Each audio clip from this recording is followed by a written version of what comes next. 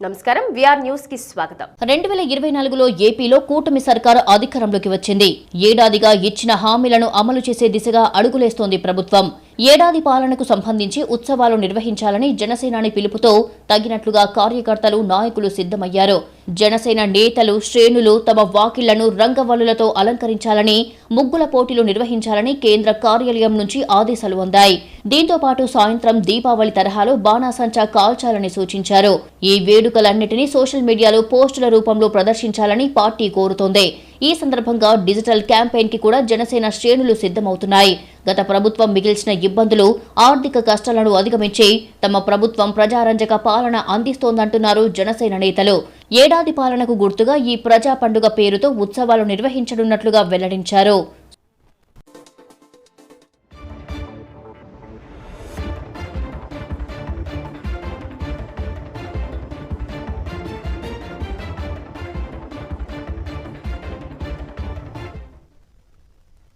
ఏపీలో జీఎస్టీ ఆదాయం మళ్లీ పడిపోయింది. చంద్రబాబు పాలనలో జీఎస్టీ ఆదాయం భారీగా తగ్గిపోతోంది. గత ఏడాది మేతో పోలిస్తే ఈ ఏడాది 2% ఆదాయం తగ్గిపోయింది. గత సంవత్సరం మేలో జీఎస్టీ ద్వారా రాష్ట్రానికి 3,890 కోట్ల ఆదాయం వస్తే ఈ ఏడాది మేలో 3,803 కోట్లు మాత్రమే వచ్చింది. చుట్టుపక్కల ఉన్న తెలంగాణ, తమిళనాడు, కర్ణాటకలో ఏటేటా జీఎస్టీ ఆదాయం పెరుగుతూ వస్తోంది. కానీ చంద్రబాబు పాలనలో ఏపీలో మాత్రం తిరోగమనంలో నడుస్తోంది. చంద్రబాబు నేతృత్వంలోని కూటమి ప్రభుత్వం పాలనా వైఫల్యం వల్లే ఇలా జరుగుతోందని ఆర్థిక నిపుణులు అంచనా వేస్తున్నారు.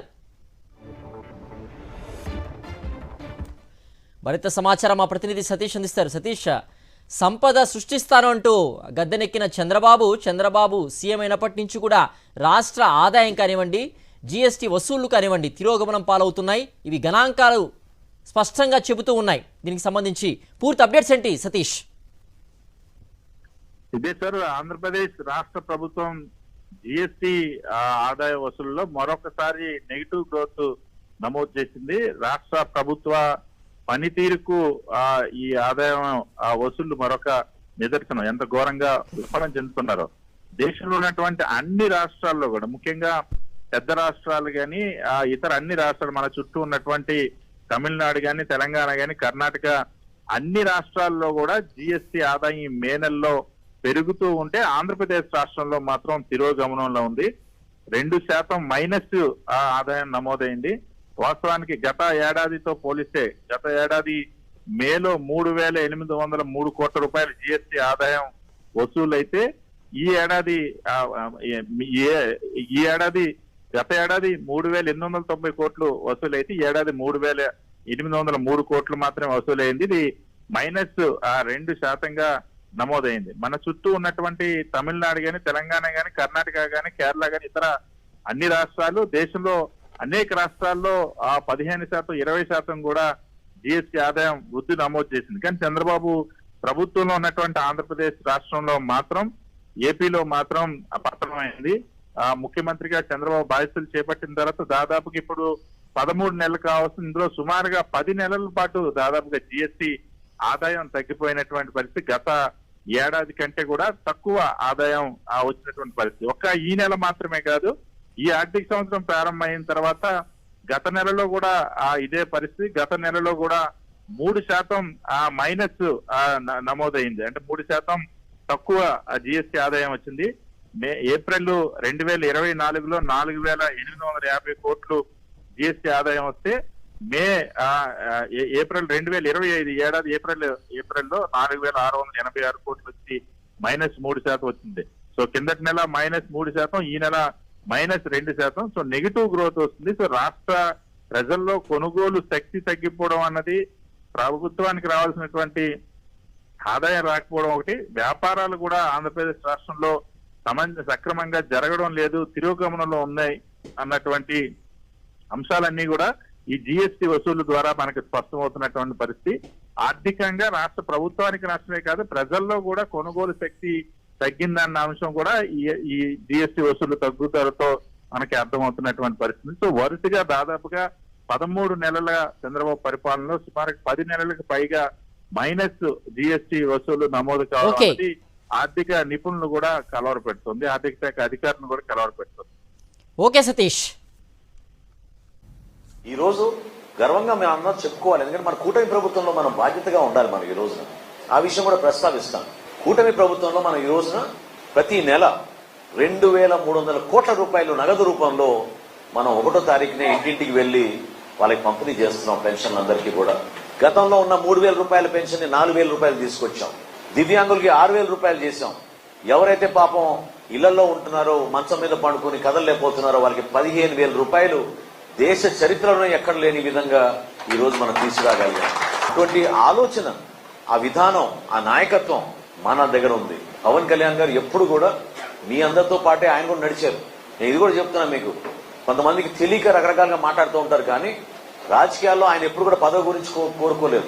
పదవి గురించి నేను నడుస్తానే మాట ఎప్పుడు ఆయన అనలేదు. ఆ రోజునే పవన్ కళ్యాణ్ గారు నిలబడి కూటమి ఏర్పడేటట్టు ఆయన చేశారు.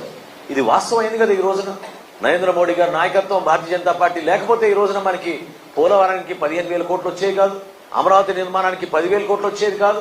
ఈ రోజు పోలవరం నుంచి బనకచర్లకు తీసుకెళ్లే కొత్త ప్రాజెక్టులు కూడా దాదాపు 12 నుంచి 14,000 కోట్ల రూపాయలు కేంద్ర ప్రభుత్వం నుంచి మనకు వచ్చేవి కాదు. ఇవన్నీ కూడా సత్సంబంధాలు పెంచుకోవడానికి ఏ రాజకీయ పార్టీ చేయని కార్యక్రమాలు మనం చేశాం. జనసేన పార్టీ పొత్తులో భాగం చూసుకున్నట్లయితే రాష్ట్రం మొత్తం మీదుగా అక్కడక్కడ మాత్రమే వర్షాలు కురిసే అవకాశం ఉంది. ఈ 5 రోజులు కూడా అక్కడక్కడ, ముఖ్యంగా దక్షిణ ఈశాన్య జిల్లాలైన అక్కడక్కడ కొద్దిగా తేలికపాటి వర్షపాతం నమోదే అవకాశం ఉంది. అలాగే గాలులు మాత్రం బలంగా వీచే అవకాశం ఉంది. గంటకి 30 నుంచి 40 కిలోమీటర్ల వేగంతో పశ్చిమ జిల్లాలైన మనకి వికారాబాద్ నుంచి, అలాగే హైదరాబాద్, రంగారెడ్డి పరిసర ప్రాంతాల్లో కూడా మనకి గాలులు బలంగా వీచే అవకాశం అయితే కనిపిస్తుంది. వర్షాలతో రాష్ట్రంలో ఎండల తీవ్రత తగ్గింది. అయితే వచ్చే వారం రోజులు ఎండలు పెరుగుతాయన్నారు వాతావరణ శాఖ అధికారులు. ప్రస్తుతంతో పోల్చితే 1-2 డిగ్రీల ఉష్ణోగ్రతలు పెరిగే ఛాన్స్ ఉందని చెప్పారు. ఉష్ణోగ్రతలు చూసుకున్నట్లయితే మనకి అత్యధికంగా 38 డిగ్రీలు నల్గొండ జిల్లాలో నమోదవడం జరిగింది. వచ్చే 3 రోజులు కూడా ఇదే విధంగా 33 నుంచి 38 సగటున నమోదయ్యే అవకాశం కనిపిస్తుంది. కానీ కొద్దిగా మనకి మనకి వర్షాకాలం దాదాపుగా ఋతుపవనాల తర్వాత గాలుల్లో తేమ శాతం అనేది పెరుగుతూ ఉంటుంది. సాధారణంగా మనకి వేసవిలోని తేమ శాతం తక్కువగా ఉండడం వల్ల కొంచెం ఎండ అయినా మనకి కొంచెం ఎక్కువగా స్క్రోచింగ్గా అనిపిస్తూ ఉంటుంది. కానీ ఇప్పుడు మాత్రం కొద్దిగా ఉక్కపోత, అంటే 33 డిగ్రీలైనా ఉక్కపోత వాతావరణం ఉండే అవకాశం అయితే ఉంటుందన్నమాట. రాష్ట్రంలో రుతుపవనాలు ప్రవేశించనున్నాయన్న వార్తలతో రైతులు ఖరీఫ్ పనులు ప్రారంభించారు. అయితే ఇప్పుడు రుతుపవనాల కదలిక స్లో అయ్యాయి. 15 తర్వాత ఖరీఫ్ సీజన్ పనులు ప్రారంభించుకోవాలన్నారు వాతావరణ శాఖ అధికారులు. ఋతుపవనాలు వచ్చిన తర్వాత మనకి ఆగమనం అయిన తర్వాత దాదాపుగా ఉత్తర దిశకి వచ్చేటప్పుడు కొద్దిగా బ్రేక్ అనేది వస్తూ ఉంటుంది. దీన్ని లిటిల్ బిట్ లూ కండిషన్ అని అంటూ ఉంటాం. ఇది కంటిన్యూస్గా 15 డేస్ ఉంటుంది. మనకి దాదాపుగా 3 to 5 డేస్ ఉంటుంది. విత్తనాలు విత్తుకోవడం అయితే మంచి సమయం కాదు.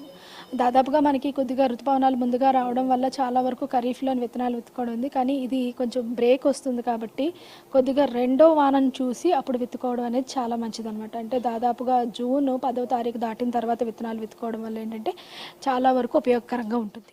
ఋతుపవనాలు మందగించాయన్న వార్తలు రైతుల్లో కొంత నిరాశను నింపుతున్నాయి.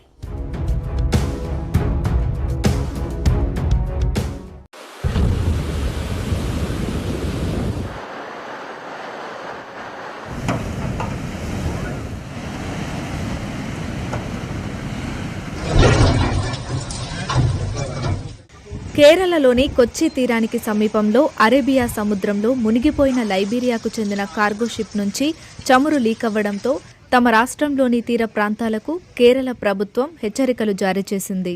ఓడ మునక వల్ల ఇప్పటివరకు జరిగిన నష్టాన్ని అంచనా వేయడం నైరుతి రుతుపవనాల తీవ్రత కారణంగా కష్టంగా మారినట్లు అధికారులు చెప్పారు.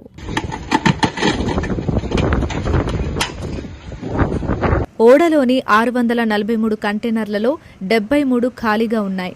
13 కంటైనర్లలో కాల్షియం కార్బైడ్ ఉంది. ఇది ఎసిటలీన్ వాయువును విడుదల చేస్తుంది. ఇదే కాకుండా 84.44 మెట్రిక్ టన్నుల డీజిల్, 367.1 మెట్రిక్ టన్నుల ఫర్నేస్ ఆయిల్ లోడ్ కూడా ఓడలో ఉంది. ఈ కారణంగానే తీర ప్రాంత జిల్లాల్లో ముఖ్యంగా అలప్పుజ, కొల్లాం, ఎర్నాకులం, తిరువనంతపురాలలో రాష్ట్ర ప్రభుత్వం నిఘా పెంచింది. ఈ ప్రాంతాల్లోకి ఇప్పటి వరకు 9 కంటైనర్లు కొట్టుకొచ్చాయి. ఒడ్డుకు కొట్టుకొచ్చే కంటైనర్లను, చమురును ఎవరూ తాకొద్దని, మత్స్యకారులెవరూ ఆ మునిగిపోయిన ఓడ సమీపంలోకి వెళ్లొద్దని అధికారులు సూచించారు. ఓడ మునిగిన ప్రాంతం నుంచి 20 నాటికల్ మైళ్ల పరిధిలో చేపలు పట్టొద్దని మత్స్యకారులను ప్రభుత్వం హెచ్చరించింది. ఓడలోని 24 మంది సిబ్బందిలో కెప్టెన్, ఇంజనీర్ సహా ముగ్గురిని ఇండియన్ కోస్ట్ గార్డ్ రక్షించగా మిగతా వారిని నేవీ కాపాడింది. శనివారం ఓడ ఒకవైపు ఒరిగిపోయి మునిగిపోవడం కనిపించిన తరువాత ఈ రెస్క్యూ ఆపరేషన్ను నిర్వహించారు. సముద్రంలో 1.5 నాటికల్ మైళ్ల పరిధిలో చమురు తెట్టును గుర్తించినట్లు, తరువాత అది 2.2 నాటికల్ మైళ్లకు విస్తరించినట్లు బీబీసీతో రక్షణ శాఖ అధికార ప్రతినిధి అతుల్ పిల్లై చెప్పారు. చమురు తెట్టు కనిపించిన వెంటనే తాము పంపిన డోర్నియర్ విమానం ఆయిల్ స్పిల్ డిస్పరెంట్ని ఉపయోగించి కాలుష్య నియంత్రణ ప్రక్రియను మొదలుపెట్టిందని, అయితే రుతుపవనాల తీవ్రత, చీకటి పడడం వంటి కారణాల వల్ల అక్కడి పరిస్థితిని మరోసారి అంచనా వేయడం కుదరలేదని ఆయన వివరించారు. అలప్పుజా జిల్లాలోని తొట్టపల్లి ఓడరేవుకు 14.6 నాటికల్ మైళ్ల దూరంలో అరేబియా సముద్రంలో ఓడ మునిగిపోయింది. ఒడ్డుకు కొట్టుకొచ్చే కంటైనర్ల వ్యవహారాలు చూడడానికి 2 ర్యాపిడ్ రెస్పాన్స్ టీంలను అక్కడ మోహరించినట్లు రాష్ట్ర ప్రభుత్వం వెల్లడించింది.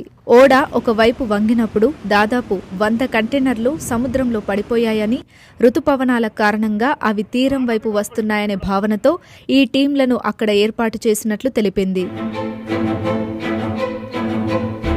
సముద్రంలో ఒలికిన చమురు, రసాయనాల కారణంగా రాబోయే రోజుల్లో పర్యావరణం, సముద్ర జీవులు, మత్స్యకారుల జీవనోపాధిపై పడే ప్రభావాన్ని పూర్తిగా అంచనా వేయడం సాధ్యం కాదని Kerala university of fisheries and ocean స్టడీస్లోని aquatic environmental management department chief professor Anu Gopinath బీబీసీతో చెప్పారు. రసాయనాలు సముద్రంలో కలిస్తే ఆ ప్రాంతాన్ని 6 నుంచి 12 నెలల వరకు పర్యవేక్షించాల్సి ఉంటుంది. కాల్షియం కార్బైడ్ వంటి రసాయనాలు నీళ్లలో కరగడానికి సమయం పడుతుంది. తరువాత ఆ రసాయనాలు చేపల్లోకి చేరొచ్చు. ప్రభావిత ప్రాంతంలో కొంతకాలం చేపలు పట్టడం మానేయాలి అని ఆమె వివరించారు. 13 కంటైనర్లలో కాల్షియం కార్బైడ్ ఉందని, అది నీటితో చర్య జరిపినప్పుడు విడుదలయ్యే ఎసిటలీన్ వాయువు కారణంగా ఆ కంటైనర్లు పేలిపోయే ప్రమాదం ఉంటుందనే ఊహాగానాలపై ఆమె స్పందించారు. కంటైనర్లు ఉక్కుతో తయారయ్యాయా లేదా అన్నది నిర్ధారించే వరకు ఏ విషయాన్ని ఖచ్చితంగా చెప్పలేమని, ఒకవేళ ఉక్కు కంటైనర్లు అయితే అగ్ని ప్రమాదం జరిగే అవకాశం ఉండదని ఆమె చెప్పారు.